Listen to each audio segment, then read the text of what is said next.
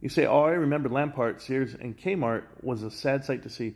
Now, there's more than just that, right? So, like, if we're going to pay attention to all of private equity, we got to do what Steve Jobs said. Steve Jobs said, connect the dots. So, go backwards for me.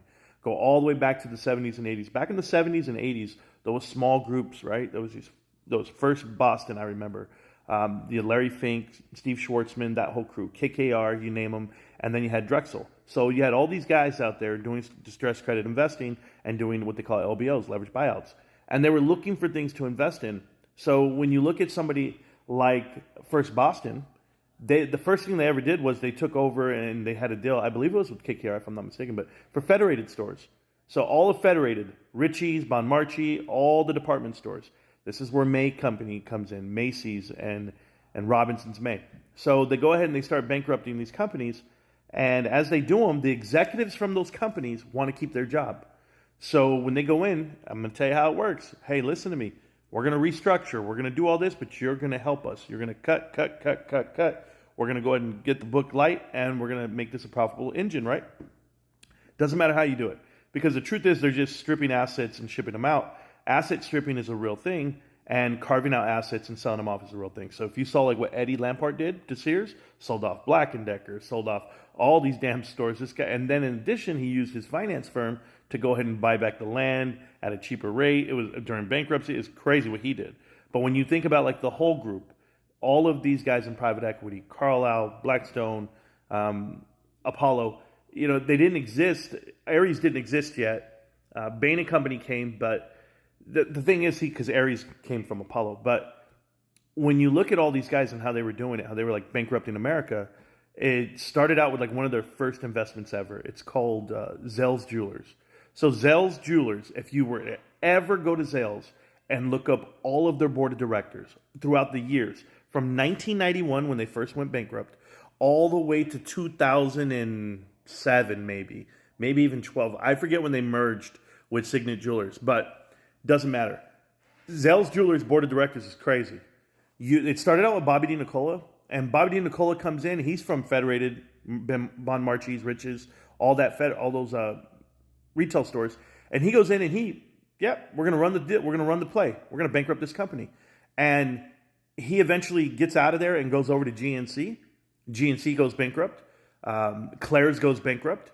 Those are all companies that he's run. Linens and Things goes bankrupt, and then he comes back to Zales because Zales went through like 5 CEOs. One died. Her name was Betsy. The other one, Beryl, I forget her name, Beryl Raff. She ended up going and retiring with Warren Buffett and doing some more jewelry companies.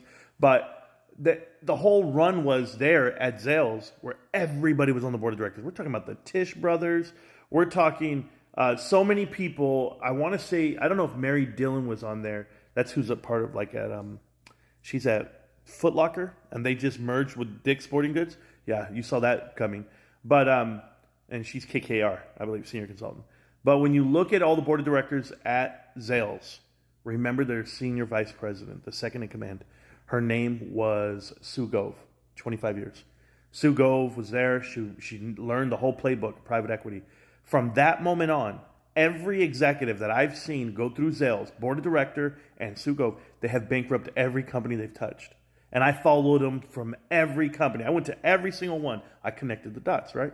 So when you go through and you see her at Bed Bath & Beyond, you go, holy damn, she's here at Bed Bath & Beyond? It's going to go bankrupt. And Bed Bath & Beyond did the playbook, man. They used all their cash to buy back shares at the top. They started, leasing off their properties and doing things. And so they lost all their money. They couldn't even afford the debt. They got stretched out, $3 billion. And that's it, bankrupt. But go look at it. Whenever you see these guys in your company, you got to be aware. You got to know what they're there to do and do the wrong thing at all turns, and then put their hands and be like, it's fiduciary duty. It's just what we do. And that's what they all do. They all do the same thing. So, yeah, there's a lot to look at. Steve Munchin and William Rhodes at AutoZone, right, with Eddie Lampart. And guess what?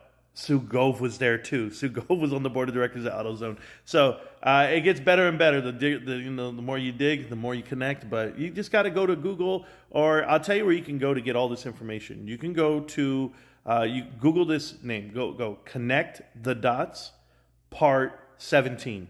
Just do that, and then you'll see them all. I think there's 95 episodes on YouTube. But Connect the Dots Part 17 is the one that's going to give you all the info you want. If you guys really want to learn about private equity and how the world's going bankrupt, and then if you're making investments, let's just say you're an investor, you're going to want to look for investments that are not riddled with private equity, not riddled with vulture capitalism. You can have private equity if it's the right type of private equity. But when it's these distressed credit investors and venture capitalists, vulture capitalists, I'm so sorry, you want no part of it. I have found one investment. We know this. I have found one where it was an activist investor. They pushed out private equity because they were there to bankrupt it. But this activist investor went in there and pushed out private equity, and private equity said, good luck. Private equity said, good luck. I want to see you make this profitable. And 5 years later, I'm sitting here in front of you to tell you that investment is fruitful, it's profitable, and it's changing the world. And it's that little company called GameStop that everybody laughs at. They don't understand what it is. They have their earnings in like 10 days. And after that, it's going to be a run. It's a runway to heaven.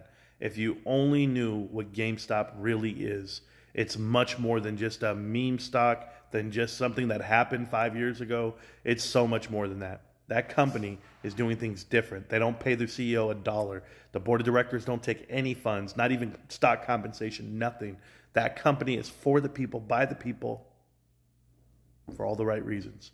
GameStop, can't stop, won't stop. GameStop, private equity, you're not going to win on this one. I'll see you in 9 days, people. You know what's coming. Peace.